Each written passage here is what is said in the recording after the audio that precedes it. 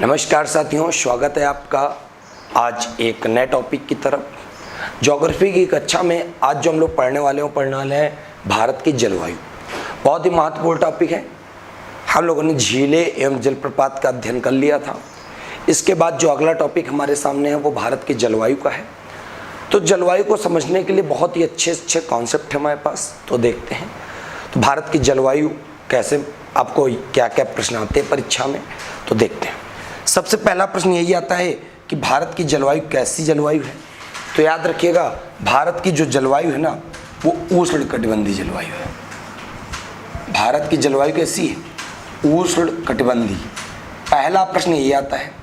उष्णकटिबंधीय मतलब उष्ण मतलब गर्म और क्षेत्र में पाई जाने वाली, ठीक। तो उष्णकटिबंधीय जलवायु है किसकी? भारत की। अब जलवायु होती क्या है और है क्या, डिफिनीशन क्या होगी? तो दो टर्म आप याद रखिएगा। पहले तो आप एक समझिए मौसम, जिसको कहते हैं सीजन। मौसम क्या होती है? मौसम क्या होता है? किसी स्थान पर थोड़े समय के लिए जो वायुमंडलीय अवस्थाएं होती हैं उसको हम लोग क्या कहते हैं? मौसम। क्लियर है? किसी स्थान पर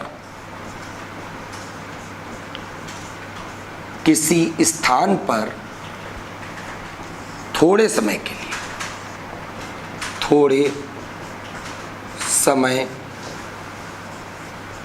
के लिए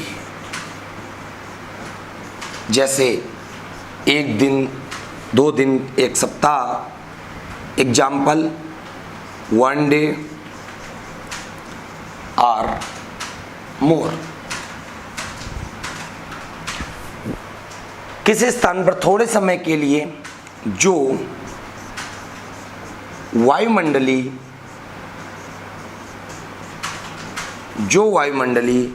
अवस्थाएं होती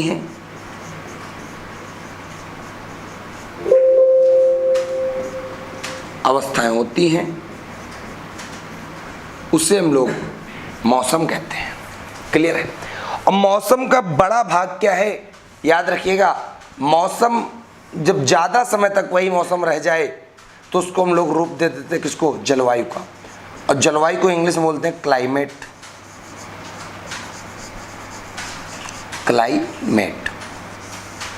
ठीक। जलवायु क्या होता है?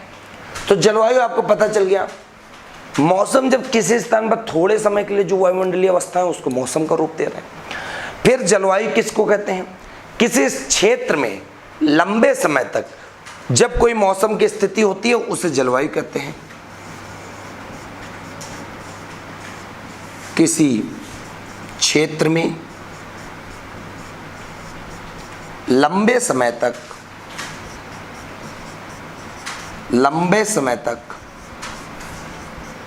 मौसम की, किसी क्षेत्र में लंबे समय तक मौसम की स्थिति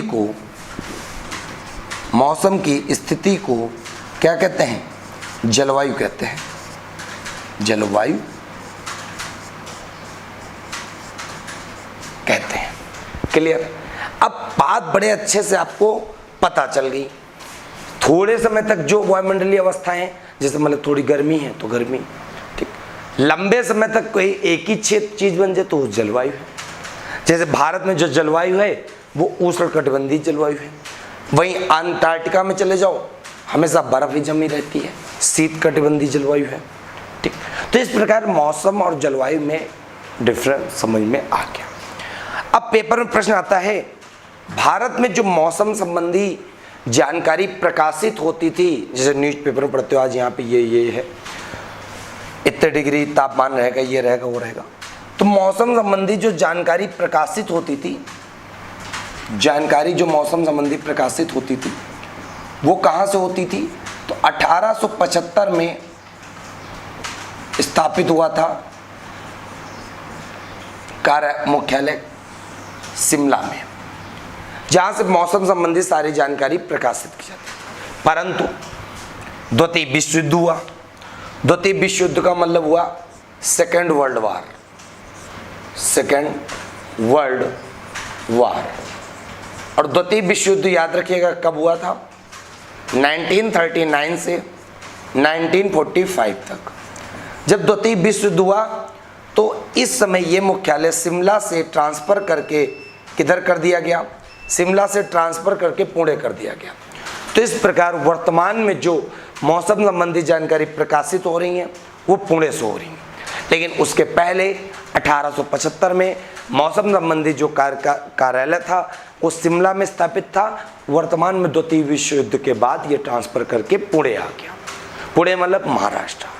यहीं से वर्तमान में सारी न्यूज प्रकाशित होती है। क्लियर है। भारत में मानसून को प्रभावित करने वाले कारक भी हैं, तो देखते हैं।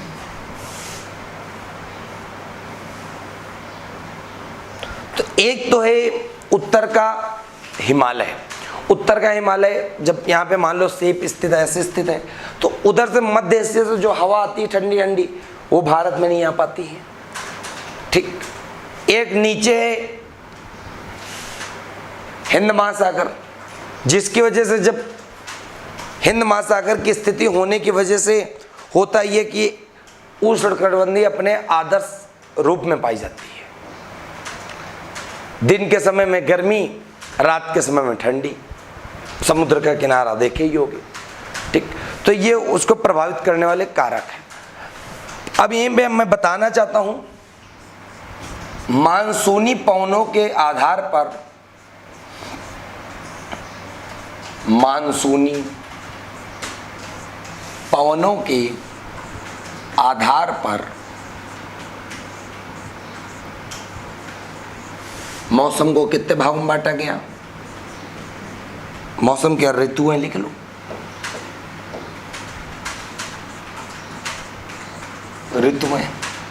ऋतुओं को कितने भाग में बांटा गया। ऋतुओं को 4 भागों में बांटा गया।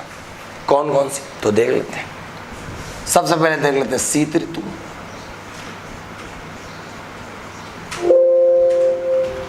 शीत ऋतु कब से कब तक, तो 15 दिसंबर से ये रहती है 15 मार्च तक। ठीक। फिर शीत ऋतु के बाद अगली ऋतु कौन सी आएगी, अगली आएगी ग्रीष्म ऋतु। ग्रीष्म ऋतु, और ग्रीष्म ऋतु कब से कब तक, 15 मार्च से 15 जून तक। ग्रीष्म के बाद जो अगली आएगी वो आएगी वर्षा ऋतु। और वर्षा ऋतु कब से कब तक, तो रहेगी 15 जून से 15 सितंबर तक।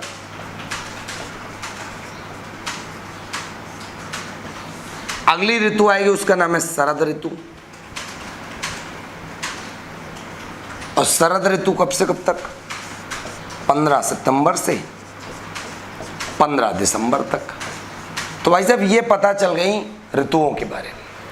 ऋतुओं के बारे में आपको जानकारी बड़े अच्छे से प्रदान हो गई। यहाँ पे सारी चीज़ें एक एक विधिवत पता चल गई। भारत में कितनी प्रकार की ऋतुएं हैं और मानसूनी पवनों के आधार पर बांटा गया और उनका कब से कब तक टाइम पीरियड रहेगा। तो इतनी बात उम्मीद करते हैं आपको समझ में आ गई होगी। आप समझते हैं भारत में वर्षा कैसे होती है, कौन से मानसून द्वारा होती है, तो देखते हैं।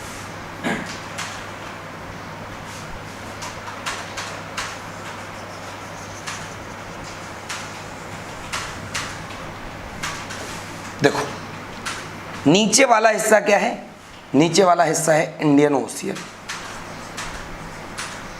हिंद महासागर। और हिंद महासागर की कितनी शाखाएं, 2 शाखाएं। एक शाखा इधर बटी हुई है, इधर वाली शाखा को क्या कहते हैं, अरेबियन सी, अरब सागर। और इधर वाली शाखा क्या कहते हैं, बे ऑफ बंगाल, बंगाल की खाड़ी। ठीक। अब आपको पता है हवाएं किधर से चलेंगी, हवाएं किधर से और चलेंगी, निम्न दाब से वो उच्च दाब की ओर चलेंगी हमेशा। ठीक। तो याद रखिएगा, बिल्कुल सिंपल सी बात है, हवाएं जब चली तो ये दिशा आपको पता, आप रीजनिंग में पढ़े होगे, तो जब ये दिशा 4 पढ़ते हो तो ये नॉर्थ है, ये साउथ है, ये ईस्ट है, ये वेस्ट है। लेकिन 4 दिशा और बन जाती हैं, पैदा हो जाती हैं। ये हो जाती है नॉर्थ ईस्ट, ये हो जाती है नॉर्थ वेस्ट, ये हो जाती है साउथ ईस्ट और ये हो जाती है साउथ वेस्ट। 4 दिशा नई रीजनिंग में और बन जाती है। तो भारत में जो मानसून आता है ना, वो मानसून, जैसे आप ये ऐसे लाइनें भी खींच दो,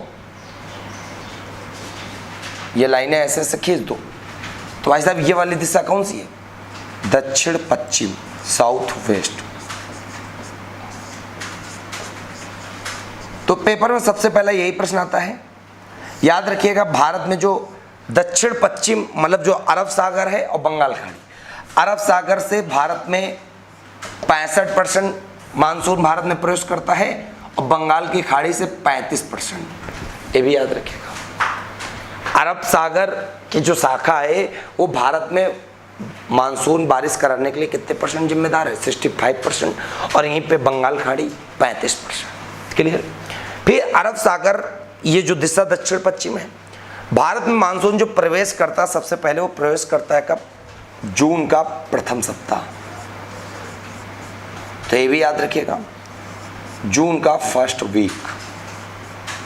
भारत में जो मानसून प्रवेश करता है जून के पहले सप्ताह में प्रवेश करता है। और ये प्रवेश कौन सी दिशा से करता है भी याद रखिएगा बड़े अच्छे से। ये करता है इस दिशा से। जब इस दिशा से प्रवेश करता है तो सिंपल सी बात है भाई साहब, याद रखिएगा, ये तट कौन सा पड़ता है? ये तट पड़ता है मालाबार तट। मालाबार तट। तो पेपर में कई सारे प्रश्न आते हैं। भारत में वर्षा कब आती है पहली बार? तो जून का लगभग पहला सप्ताह। दूसरा प्रश्न आता है, भारत में सबसे पहले वर्षा कहाँ पर होती है? तो मालाबार तट पे। मालाबार तट मतलब भारत में वर्षा सबसे पहले किस राज्य में होती है? तो मालाबार तट पड़ता केरल में। और भारत में जो मानसून प्रवेश करता है कौन सी दिशा के द्वारा प्रवेश करता है? तो साउथ वेस्ट। सारे प्रश्न लिख लेना, ये पॉइंट हमने बता रहे हैं आपको, ठीक है? इतनी बात समझ में आ रही? तो अब यहां पे जब गया और यहां पे है एक, यहां पे एक स्थित है वेस्टर्न घाट, जिसको कहते हैं पश्चिमी घाट। सबको पता होगा, आप पर्वत में पढ़े थे। तो जब ये पश्चिमी घाट है, वेस्टर्न घाट है,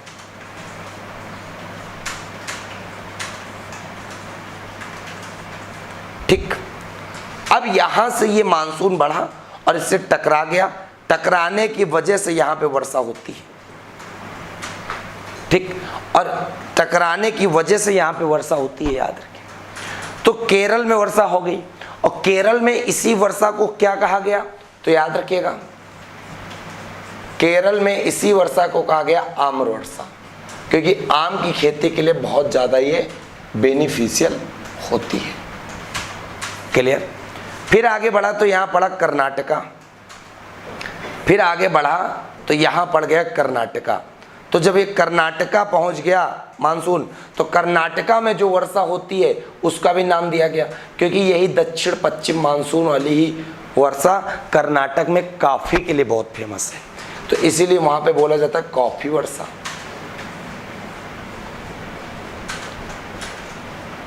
कॉफ़ी वर्षा। पेपर में आता है केरल में आम्र वर्षा किस मानसून द्वारा? दक्षिण पश्चिम। कर्नाटक में दक्षिण पश्चिम। अब ये यहाँ तमिलनाडु वाला जो एरिया पड़ता है, इधर वाला जो एरिया पड़ता है तमिलनाडु वाला, ये तमिलनाडु में वर्षा इस मानसून के द्वारा नहीं हो पाती। क्यों नहीं हो पाती? क्योंकि पश्चिमी घाट पड़ जाता है। तो पश्चिमी घाट जब ऐसे पड़ जाता है, ये ऐसे, तो इसका वृष्टि छाया प्रदेश बनता है। वृष्टि छाया प्रदेश ऐसे बनना है तो ये टकरा के इधर निकल जाती है, लेकिन इधर नहीं आ पाती, तो ये आगे निकल जाता है। एक शाखा इसकी टूट के आगे निकल जाती है, और आगे जब निकल जाती है भाई साहब, तो सिंपल सी बात है, जब आगे निकल जाती है तो पूरा सीधा चली जाती है, चीरते फाड़ते, बीच में वर्षा थोड़ी बहुत होती है। तो यहाँ पे ये पड़ता है राज्य जिसका नाम है मेघालय। याद कर लेना, एक राज्य पड़ता है जिसका नाम है मेघालय। और मेघालय में 3 पर्वत श्रेणी स्थित हैं। एक का नाम गारो, एक का नाम खासी, एक का नाम जयंतिया। गारो, खासी, जयंतिया। और पेपर में प्रश्न आता है कि जब मानसून ये जाता है यहाँ पे पहुँच गया, अब ये तीनों पहाड़ी हैं वो तीन ओर से घिरी है, मतलब अगर तीन ओर से घिरी हुई चीज़ का मतलब क्या है, अगर उसी रास्ते से जाना है उसी रास्ते से वापस आना है। तो मानसून भैया पहुँच तो जाता है, और जब मानसून पहुँच गया टकरा के झमाझम बारिश कर देता है। तो झमाझम बारिश करने का मतलब है ये स्थान क्या है, इस स्थान का नाम है मासिनराम। मासिनराम मेघालय।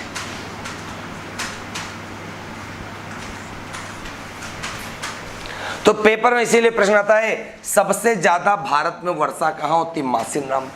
एक प्रश्न और आता है, मासिनराम के पहले भारत में कहां वर्षा होती थी, सबसे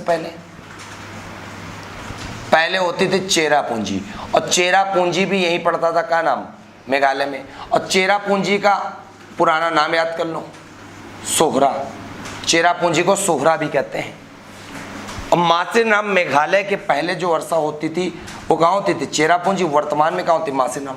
और मासिनराम में इतनी ज़्यादा वर्षा होती कि पूरे विश्व की सबसे ज़्यादा वर्षा मासिनराम में ही होती है। और मासिनराम में वर्षा होने के पीछे रीजन क्या है, गारो, खासी, जयंतियों का, पहाड़ियों का तीनों ओर से घिरा होना। और याद रखिएगा इन तीनों पहाड़ियों में सबसे ज़्यादा कौन सी पहाड़ी है जो जिम्मेदार है सबसे ज़्यादा वर्षा कराने के लिए, तो सबसे ज़्यादा वर्षा कराने के लिए खासी वाली पहाड़ी जिम्मेदार है, सबसे ज़्यादा वर्षा कराने में खासी पहाड़ी।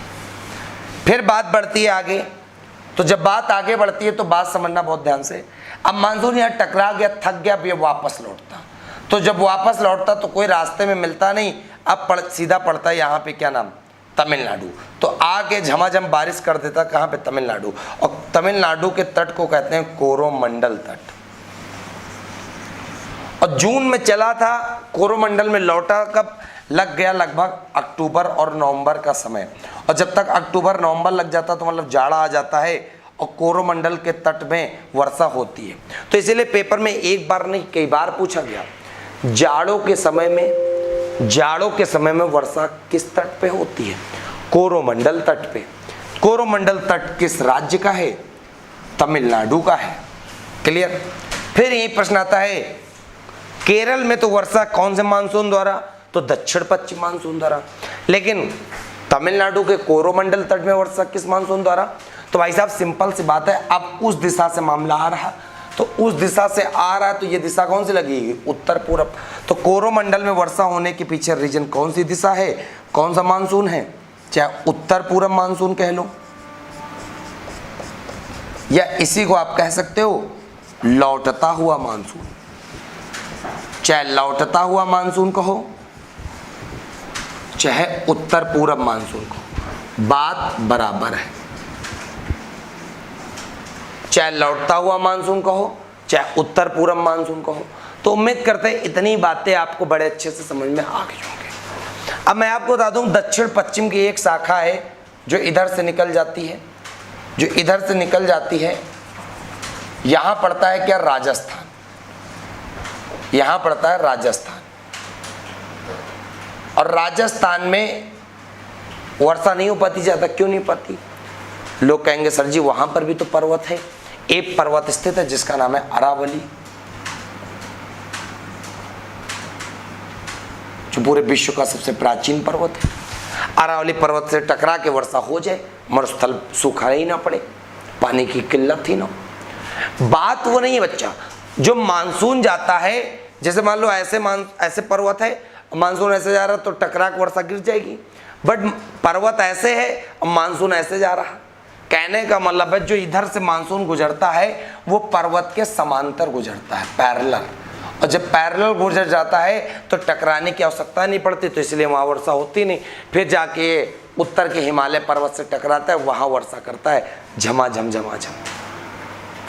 क्लियर है। तो भाई साहब आपको पूरा अच्छे से एक एक प्रश्न बड़े अच्छे से क्लियर हो गया होगा, है ना। बहुत अच्छे से एक बार में ना समझ में दोबारा देखिएगा, बहुत अच्छे टॉपिक हैं, बहुत अच्छे सारे प्रश्न भी हमने यहाँ पर क्लियर कर दिए। आगे बस समझो, बहुत ध्यान समझिएगा, जबरदस्त तरीके से मैं आपको बता रहा हूँ ये, हाँ बिल्कुल। अब बात समझिएगा बहुत ध्यान से, आगे क्या है, हवाओं के बारे में देख लेते थोड़ा सा चलती। जो पूर्वी भारत में चलने वाली हवाएं हैं, पूर्वी भारत, उत्तर पूर्वी, वहां पे जो हवाएं चलती हैं गर्मी में उनको कहते हैं नॉर्वेस्टर। पश्चिम बंगाल में जो चलती हैं हवाएं उनको क्या कहते हैं? उनको कहते हैं काल वैशाखी। पश्चिम बंगाल में चलने वाली गर्म हवाओं को क्या कहते हैं? काल वैशाखी। फिर यहीं पे याद रखिएगा बड़े जबरदस्त अंदाज में कि पश्चिम बंगाल में काल वैशाखी, पूर्वी भारत में नॉर्वेस्टर। उत्तर भारत में जो ग्रीष्म ऋतु में हवाएं चलती हैं, उत्तर भारत में, भैया इस समय हम लोग उत्तर भारत में रहते हैं, तो उत्तर भारत में ग्रीष्म काल में चलने वाली हवाओं को क्या कहते हैं? तो आपको पता होगा लू। लू। तो अगर पेपर में ये प्रश्न आ जाए तो आप बता सकते हो कि गर्म हवाएं हैं जो अलग अलग क्षेत्रों में अलग अलग नाम से अपना जानी जाती हैं। क्लियर हो गई बात? इतनी बात उम्मीद करते आपको समझ में आ गया होगा। ठीक है, चलो, तो उम्मीद करते आपको समझ में आ गया होगा। एक प्रश्न और याद रखिएगा, शरद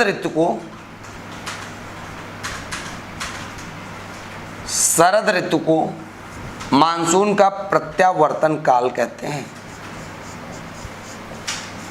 मानसून का प्रत्यावर्तन काल के नाम से जाना जाता है। शरद ऋतु को मानसून का प्रत्यावर्तन काल कहा जाता है।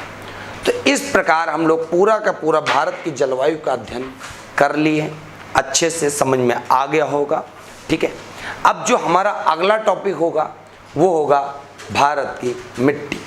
तो मिट्टी के बारे में जो पढ़ेंगे हम लोग अगले टॉपिक में, तो ज़बरदस्त अंदाज में आपको समझ में आया होगा। नोट्स बना लेना, इससे ज़्यादा इस पेपर में कुछ नहीं आता। भारत में सबसे ज़्यादा वर्षा बता दिया हमने, मासिनाम मेघालय।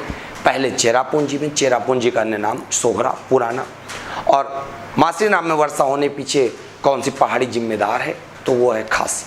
ठीक, तो साथियों अब मिलेंगे आपको हम एक नई वीडियो के साथ। तब तक के लिए आप अपनी पढ़ाई करते रहिए, नोट्स बनाइए। ठीक है, जय हिंद, जय भारत, वंदे मातरम।